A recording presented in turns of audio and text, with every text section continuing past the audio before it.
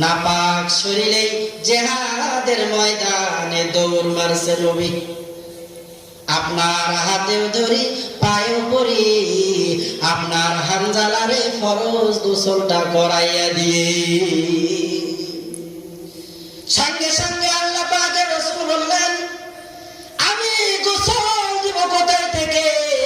আল্লাহ তাআলা তোমার স্বামীর জন্য হাউজে কাউসারের পানি দ্বারা দামি দামি ফেরেশতা দ্বারা গোসলের ব্যবস্থা করে দিয়েছে।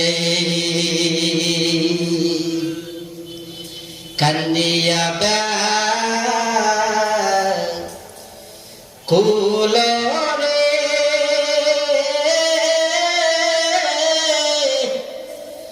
হানজালা শহীদ রে, কলিজা ছিঁড়িছে সেই জঙ্গে উহুদে।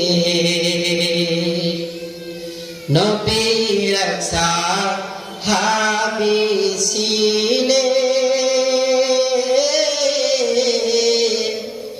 হানজালা নামেতে, তিনি শহীদ হয়েছিলেন বিবাহের রাতে গিয়ে জঙ্গে উহুদে।